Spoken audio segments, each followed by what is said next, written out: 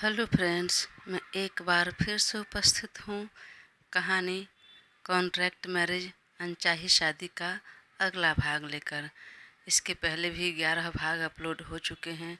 अगर आपने नहीं देखा तो प्लीज़ एक बार मेरे चैनल पर जाकर अवश्य देखें। हाँ, पर अपना हक जताने से पहले यह मत भूलना कि वाइफ के पीछे कॉन्ट्रैक्ट लगा है और यह कॉन्ट्रैक्ट तुमने खुद लगाया है। बहुत अच्छे से पता है, लेकिन अब तक कॉन्ट्रैक्ट ख़त्म नहीं हुआ है। तो तुम मेरी वाइफ हो और तुम पर मेरा पूरा हक है। तो चलो चुपचाप रूम में। वह आंखें तरेर कर देखने लगी। नहीं, पढ़ने दो मुझे।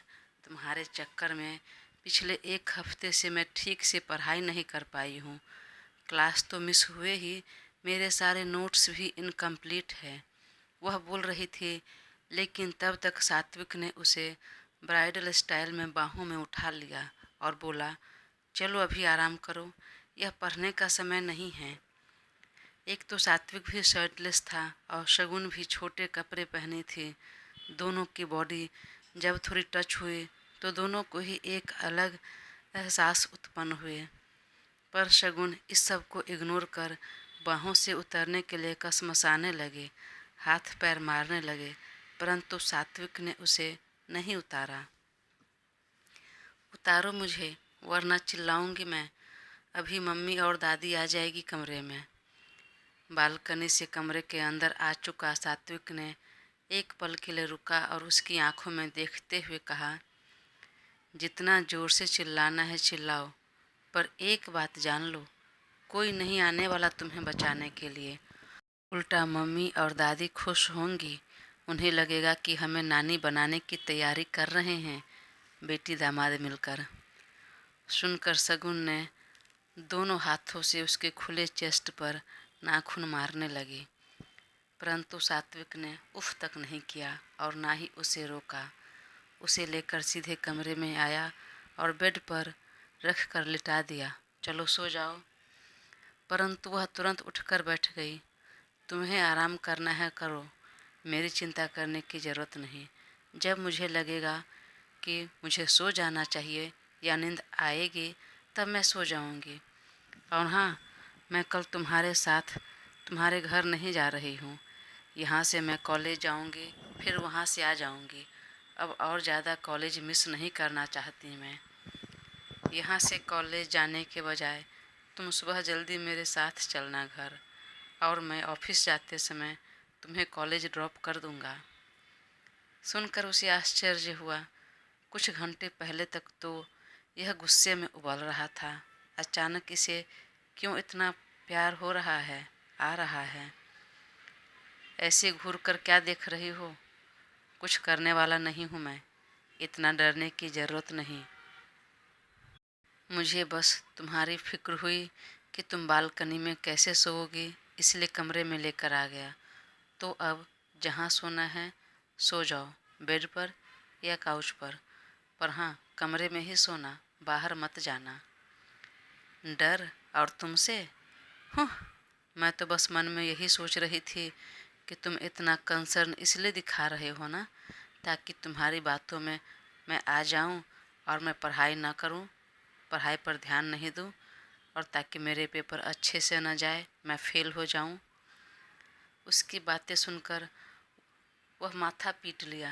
क्या बचपना है इसमें। अरे मैं तुम कुछ नहीं, मैं समझ गई तुम्हारे मन में क्या चल रहा है। पर तुम जान लो, मैं तुम्हारी बातों में नहीं आने वाली।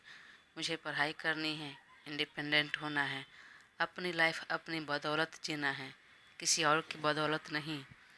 और वह बुक लेकर बालकनी की तरफ जाते हुए फिर कहा, तुम सो जाओ, मैं आती हूँ 1-2 घंटे में। तब जाकर सात्विक बेड पर लेट गया, लेकिन आंख बंद करते ही तुरंत कियान, महक, जैन और रूही एक साथ आंखों के सामने आ गए।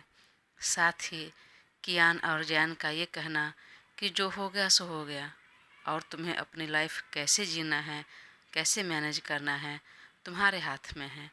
तुम चाहो तो अपनी लाइफ अच्छे से जी सकते हो। मन में यही सब सोचते हुए वह अपनी आंखें बंद कर ली। इधर देर रात अपनी पढ़ाई कर शगुन कमरे में आई तो देखा सात्विक गहरी नींद में सो चुका था। तब वह भी सोने चली गई, परंतु वह बेड पर ना सोकर काउच पर चली गई तकिया और ब्लैंकेट लेकर। अगली सुबह सात्विक की आंख जल्दी खुली तो देखा वह काउच पर सो रही थी। एक बार फिर उसकी तरफ देखा, पूरा ब्लैंकेट नीचे गिर गया था और वह दोनों घुटने को सिकोड़ कर सो रही थी। वह पास आया और ब्लैंकेट से अच्छी तरह से कवर कर दिया और एकटक उसे देखते रहा। सोई हुई कितनी प्यारी लग रही है। हाँ, पर सोती हुई ही अच्छी लगती है, जागेगी तो फिर तूफान लेकर आएगी। और तभी उसे रात वाली बात याद आ गई, तुम मुझ पर चांस मार रहे हो। मन ही मन सोचकर वह मुस्कुरा रहा था कि तभी मोबाइल पर कॉल आ गया। मोबाइल बेड पर रखा हुआ था। वह भाग कर गया और कॉल देखने से पहले उसे म्यूट कर दिया ताकि उसकी नींद खराब ना हो जाए। और वह एक बार फिर पलटकर शगुन की तरफ देखा, कहीं उसकी नींद तो नहीं खुल गई। देर रात तक पढ़ाई कर रही थी, नींद पूरी नहीं होगी तो सिर दर्द होगा। मन में बोलते हुए अब उसने फ़ोन देखा तो तृप्ति कॉल कर रही थी। उसका कॉल देखकर न जाने क्यों उसका मुंह बन गया। पसंद नहीं आया, ऐसा लगा मानो सुबह सुबह डिस्टर्ब कर दिया उसने। वह तुरंत फ़ोन लेकर बालकनी में चला गया और कान से फ़ोन लगाते हुए धीरे से हेलो कहा तो उधर से एक खनकती हुई आवाज़ कानों में पड़ी, गुड मॉर्निंग सत्या। उसकी आवाज़ सुनते ही सात्विक की भौवें तन गई। वह कुछ बोला नहीं तो तृप्ति समझ गई और अगले ही पल अदब से बोली, गुड मॉर्निंग सात्विक। Good morning. बोलो, क्यों कॉल किया? मैं बोल रही थी कि तुम जब ऑफिस के लिए निकलो उसी समय मैं भी निकलती हूँ और मैं भी तुम्हारे साथ ही चलती हूँ ना। अब की बार सात्विक को थोड़ा गुस्सा आया। उसने पलटकर एक बार कमरे के अंदर देखा तो शगुन अभी भी गहरी नींद में सो रही थी। तो उसने धीरे और सख्त लहजे में कहा, तृप्ति, अब हम क्लासमेट्स नहीं हैं। क्या क्या बोल रहे हो तुम? और कहाँ हो? इतना धीरे क्यों बोल रहे हो? ऐसा लग रहा है तुम्हारे आजू बाजू में कोई है। अरे तुम अपने एम्प्लॉय से बात कर रहे हो, गर्लफ्रेंड से नहीं। अब की बार सात्विक ने थोड़ा सख्त लहजे में कहा, तृप्ति, हम अब क्लासमेट नहीं हैं, हमारे बीच बॉस और एम्प्लॉय का रिश्ता है। तो याद रहे, डोंट कॉल मी सात्विक, और सत्या तो भूल कर भी नहीं। सो रिमेंबर, जब भी कभी बुलाना तो सर बोलना। और हाँ, मेरे निकलने का कोई टाइम फिक्स नहीं है। मैं तुम्हारा कोई ड्राइवर नहीं हूँ जो तुम्हें मैं पिक और ड्रॉप करूँगा। तुम्हारे पास कार है अपनी और ड्राइवर भी, तो कार से तुम आना और जाना और टाइम से आना। एम्प्लॉय हो तो एम्प्लॉय के जैसे बिहेव करना। ओके सॉरी, मैं समझ गई, पर तुम इतना हाइपर क्यों हो गए? वह बोलती रही और सात्विक ने फ़ोन कट कर दिया और टॉवेल लेकर फ्रेश होने बाथरूम के अंदर गया और शावर के नीचे खड़ा हो गया। वहीं तृप्ति बार बार फ़ोन की तरफ देख रही थी और उसकी कई बातें दिमाग में घूम रही थी। ऐसा भी तो मैंने कुछ कहा नहीं, अचानक वह इतना गुस्सा क्यों हो गया? क्या हुआ? सुबह सुबह किस बात से उसका मूड ऑफ था? ऐसे तो कभी रिएक्ट नहीं करता। हाँ, शायद कहीं न कहीं मैं ही कुछ ज़्यादा पर्सनल हो गई थी। और सच्ची तो कहा उसने कि अब मैं एम्प्लॉय हूँ और वह बॉस। फिर उसी तरह बात करनी होगी। और फिर मन ही मन बोला, बॉस हो और मैं एम्प्लॉय, पर कोई नहीं, बहुत जल्द एक बड़ा परिवर्तन होगा। फिर बाल को उंगलियों से झटकते हुए बोली, आ रही हूँ मैं एम्प्लॉय बनकर तुम्हारे ऑफिस में। नहीं नहीं, तुम्हारे ऑफिस के केबिन में। मैं बहुत जल्द आऊँगी फिर बेबी बनकर तुम्हारी लाइफ में। बोलकर वह भी फ्रेश होने चली गई। वहीं शावर ले रहा सात्विक के दिमाग में अभी अभी तृप्ति पर क्या गुस्सा याद आने लगा और सोचने लगा, इतना भी तो कुछ नहीं कहा उसने, मैंने इतना क्यों ओवर रिएक्ट कर दिया? कुछ ज़्यादा ही बोल दिया लगता है गुस्से में। इतना नहीं मुझे बोलना चाहिए था। पर हाँ, जो भी हो, अब वह प्रोफेशनल रहे, मेरी एम्प्लॉय है तो उसी तरह बात करें, इतनी समझ तो उसे होनी चाहिए, पर फिर भी इतना पर्सनल क्यों होने लगती है। हाँ, पर उसे भी बुरा लगा होगा। एक काम करता हूँ, जाते जाते उसे पिक कर लेता हूँ। नहीं नहीं सात्विक नहीं, एक दिन पिक करूँगा, फिर उसका मन बढ़ जाएगा, फिर तो मना करते नहीं बनेगा। आज मना कर दिया, हो गया, आज के बाद दोबारा नहीं बोलेगी। मन में यही सब सोचते हुए वह कमर में टॉवल लपेटे कमरे के अंदर आया तो देखा वह लड़की अभी भी घोड़े बेचकर सो रही थी। उसने सिर हिला दिया। मैडम के सपने तो बहुत बड़े बड़े हैं, लेकिन मेहनत और लगन तो कुछ भी नहीं। सोने से फुर्सत नहीं है। इनको लगता है बस लंबी लंबी फेंकेंगे तो सब कुछ अचीव हो जाएगा। 1 घंटा पढ़ाई की नहीं और यहाँ अब तक सो रही है। कब उठेगी, कब फ्रेश होगी, कब घर जाएगी, फिर कॉलेज भी जाना है। मन में बोलते हुए उसने पैंट पहना और अपना गीला टॉवेल सीधा उसके मुंह पर फेंक दिया। तो उसकी आँख खुल गई और अंगड़ाई लेते हुए उठकर बैठी तो आईने के सामने सात्विक खड़ा था। वह अपना बाल जेल से सेट कर रहा था और बॉडी पर डीओ लगा रहा था। नीचे पैंट पहना था लेकिन ऊपर खुली बॉडी थी, सो उसकी नज़र ठहर गई और कुछ पल के लिए उसे देखती रही, जो कि सामने मिरर में सात्विक देख रहा था और हौले हौले मुस्कुरा रहा था। जब कुछ देर तक वह यूं ही देखती रही तो सात्विक, जो कि अब शर्ट पहन रहा था, पहनते हुए बोला, मुझे यूं ही घूरने का इरादा है कि आप रेडी भी होंगी, और मुझे समझ में नहीं आता, जब मैं आपके पास आऊं तब तो आप ये बता देती हैं कि डिस्टेंस मेंटेन करने की, लेकिन इस तरह छुप छुप कर मुझे आप क्यों इतना घूरती हैं। मैं तुम्हें घूरती हूँ, ऐसा भी कुछ खास नहीं हो तुम और तुम्हारी बॉडी। मैंने ये नहीं कहा कि मेरी बॉडी खास है, लेकिन जब भी मैं शर्टलेस होता हूँ तुम्हारी नज़रें मेरे ऊपर ही रहती है। अगर मुझे तारने का इतना मन है तो छुप छुप कर क्यों, लो मैं तुम्हारे सामने आ जाता हूँ, देख लो अच्छे से। सुबह सुबह मूड ऑफ मत करना, मैं जा रही हूँ फ्रेश होने, और हाँ, अब मेरे पास समय नहीं है, देर हो चुकी है, तो मैं घर जाकर कॉलेज नहीं जाऊँगी, यहीं से क्लासेस अटेंड करते हुए मैं घर आऊँगी। और जब तक सात्विक कुछ जवाब देता उससे पहले ही वह टॉवेल लेकर बाथरूम में घुस चुकी थी। तब सात्विक बाहर निकल गया और अमित जी भी तभी ऑफिस जाने के लिए रेडी हो रहे थे। सात्विक को देखकर बोले, बेटा आ जाओ, नाश्ता करके ही अब यहीं से ऑफिस चले जाना, यहाँ से घर जाकर फिर निकलोगे तो देर हो जाएगी। जी पापा, मैं भी यही सोच रहा हूँ। तभी जूही जी नाश्ता लेकर आ गई तो अमित जी ने कहा, शगुन का भी प्लेट लगा दो, वह भी फ्रेश हो रही है, कॉलेज जाएगी, उसे मैं छोड़ देता हूँ। आप रहने दीजिए पापा, मैं उसे ड्रॉप कर देता हूँ। सच में बेटा, कर दोगे? हाँ, कर देता हूँ उसे ड्रॉप, फिर मैं ऑफिस चला जाऊँगा। ठीक है बेटा, और अच्छा ही हुआ मुझे फुर्सत मिली। वहीं जूही और नैना जी सुनकर मुस्कुरा रही थी। तभी अपने कमरे से शगुन भी निकली। मम्मा, आपने नाश्ता लगा दिया, मुझे देर हो रही है।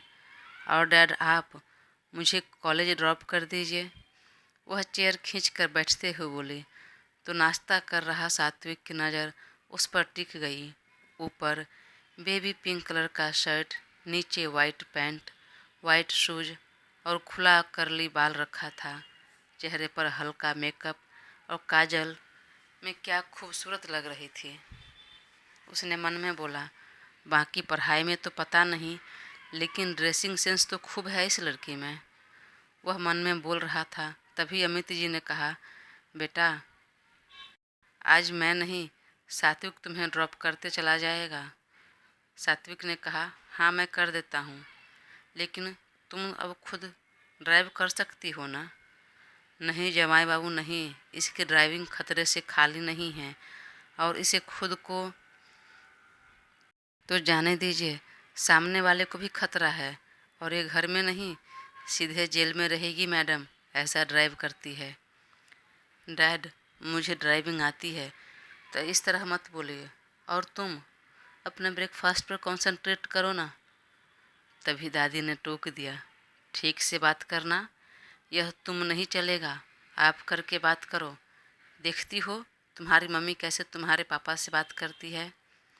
तो सात्विक ने कहा, दादी कोई बात नहीं, चलेगा मुझे, तुम करके बात करती है तो ज़्यादा अच्छा लगता है मुझे। वैसे वाइफी, एक बात कहूँ, तुम फिलहाल कॉलेज जा रही हो इसलिए, वरना साड़ी में तुम बहुत प्यारी दिखती हो। हाँ तो ठीक है ना, वहाँ कॉलेज से घर जाकर चेंज करके तुरंत साड़ी पहन लेना बेटा। मेथी के पराठे खा रहे शगुन ने घूर कर सात्विक को देखा और पानी पीकर बैग उठाकर सबको बाय बोलकर जाने लगी। तो सात्विक ने कहा, अरे आ रहा हूँ मैं भी, बोलकर वह उसके पीछे चला। और वह घर से बाहर निकलकर अभी कार में बैठे तभी शगुन ने कहा, एक मिनट रुको, मैं रूही को कॉल कर देती हूँ, वह अपने गेट पर रहेगी, उसे भी पिक करते चलना। ठीक है कर लो। तब उसने रूही को कॉल लगा दिया। तो रूही ने कहा, आज से मैं तुम्हारे संग कॉलेज नहीं जाऊंगी। क्यों, क्या हो गया? वो मैं अपने दोस्त के साथ जाऊंगी। दोस्त? कौन है तुम्हारा दोस्त? इतने जल्दी कौन से नए दोस्त आ गए तुम्हारे लाइफ में मेरे अलावा? अरे तुम जैसे दोस्त नहीं यार, कोई और दोस्त, वो वाला दोस्त। ए लड़की, गुस्सा मत दिला, ये वाला वो वाला नहीं, सीधे सीधे नाम बोलो, कौन है तेरा दोस्त? अरे मैं जैन के साथ जा रही हूँ, वही ड्रॉप करेगा मुझे कॉलेज, पिक एंड ड्रॉप दोनों करेगा वो। ओहो क्या बात है मैडम, जैन के साथ जाएंगी? आखिर मिल ही गया तुम्हें भी अपना ड्रीम मैन। हाँ यार मिल गया, जैसा मैं सोच रही थी बिल्कुल वैसा है, बिल्कुल मेरा ड्रीम मैन है। वैसे तुम बताओ, तुम कैसे आ रही हो? मैं भी अपने ड्राइवर के साथ आ रही हूँ। सुनकर सात्विक ने तुरंत घूर कर देखा। ड्राइवर हूँ मैं? नहीं तो कौन हो? वह तो तुम्हें पता है ना कौन हूँ मैं। बोलो कौन हूँ मैं, बोलो, वरना मैं कॉलेज ड्रॉप नहीं करूँगा, तुम्हें रास्ते में इतना घुमाऊँगा कि कॉलेज मिस हो जाएगा तुम्हारा। आखिर शगुन ने कहा, हाँ तुम मेरे पति हो, लेकिन कॉन्ट्रैक्ट वाले। बेचारा क्या बोले, मुंह बना कर रह गया। रास्ते भर वह लड़की उल्टी सीधी बातें करते बकबक करते गई और कॉलेज के गेट पर जब तक सात्विक उतरकर उसका डोर खोलता, वह खुद डोर खोलकर उतर गई। तो सात्विक ने कहा, दोपहर को कॉलेज से छूटने पर अकेले घर मत जाना, ड्राइवर आएगा तुम्हें लेने के लिए। ओके ठीक है, बोलकर वह उतर गई। वहीं पीछे से सात्विक देखता रह गया कि शायद वह पलटकर देखेगी, बाय बोलेगी, लेकिन उसने बाय बोलना तो दूर, एक बार पलट कर देखा तक नहीं और गेट के अंदर जाने लगे। तभी एक और कार आकर रुकी और उसमें से एक उसी की उम्र का एक लड़का निकला, जिसे देखते ही शगुन, जो कि आगे बढ़ गई थी, झटके में मुड़कर आई भागकर और तुरंत उसके गले से लिपटते हुए बोली, हाय आहान, हाउ आर यू? तो उसने भी उसे हग करते हुए कहा, हाय शगुन, कहाँ गायब हो गई थी यार, कहाँ चली गई थी हफ्ते भर से? अरे कुछ नहीं, तबीयत ठीक नहीं थी, पर अब रेगुलर आऊँगी। दोनों हंसते हुए खूब बातें कर रहे थे। वहीं कार में बैठा सात्विक, जो स्टीयरिंग थाम कर ऑफिस जाने के लिए मुड़ने वाला था, उस दोनों को देखकर रुक गया और चश्मा निकालकर एकटक देखने लगा। उस दोनों को गौर से देख रहा था और न जाने क्यों मन में एक बहुत जलन की भावना आ गई। दोस्तों, कहानी आगे जारी रहेगी। प्लीज़ अपना साथ बनाए रखें और चैनल को सब्सक्राइब कर मुझे ज़रूर सपोर्ट करें। Thank you.